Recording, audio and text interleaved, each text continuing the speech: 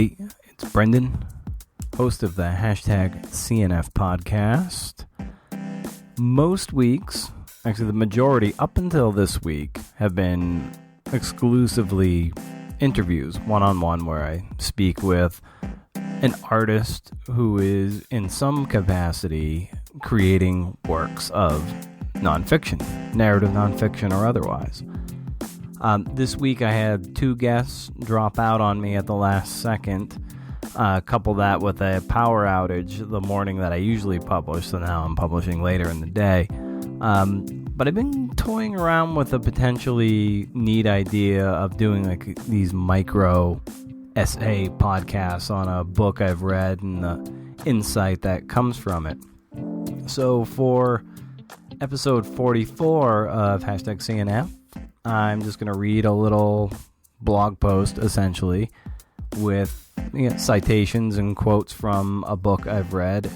And that one, we'll just kind of dive into it, if that sounds all right. I think it's going to be about under 5 minutes, so that's going to be a quick listen. So it is episode 44, Philip Gerard on the thrill of creative research. So in a new segment for the podcast, potentially at least, I'm experimenting with little audio essays about various titles I've read and the wisdom gleaned from those pages. It could be from a podcast guest's book, or maybe not. But the point is to insert some sonic joy into your ears in well under 10 minutes. Can't hurt to try, right? Which brings me to Philip Gerard's The Art of Creative Research, a field guide for writers. The book pulses with curious energy and equips the writer with the tools to cull and curate information.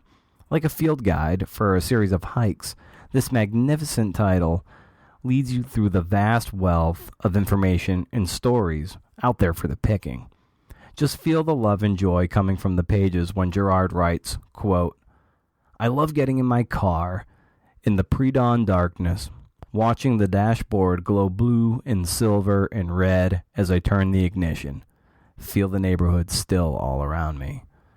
They're all asleep, my neighbors, and I'm awake, stealing away on an adventure." End quote. It gets at the pure fun of the process. Writing need not be torturous or perilous, because inside all those delightful artifacts lies something buried, something to be unearthed. He writes, quote, "If I'm good enough to make it happen, and I love it that sometimes I am good enough to make it happen. I love the moment when someone tells me something he or she never intended to say, the look of wonder and discovery in their eyes, the smiling tears of memory, the clutch in the throat that carries all the story you'll ever need to hear, the pang of goodbye, leaving a stranger who has just confided his most precious secret, hoping you will honor it. I don't love that. I never get used to that.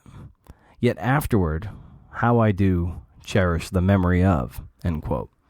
The art of creative research stems from what all writers have, whether they know it or not, and that's curiosity. Gerard writes, quote, "At the highway rest stops, I can't help but wonder where everyone else has come from and where they are bound.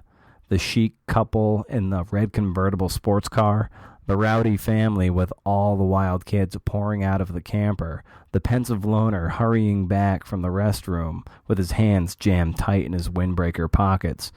I want to get in all their cars and go someplace else, anywhere but here, and find out why. Why are they going? What's waiting at the end of the road?" End quote. What dissolves away are the illusions of making it big as a writer, the questions of money and fame, and what is left in the stock pot is a love of narrative, story, making something grounded and reaped from the time you spent buried in research. He writes, quote, "It's a lot of work, and it takes some gumption, but it sure is a thrill." End quote. For more about Philip's book and his process, be sure to listen to episode 38 of the hashtag CNF podcast, and be sure to pick up his book at your library or your local bookseller. Please subscribe to the podcast, my monthly reading list newsletter, and leave a kind review. Thank you so much for listening.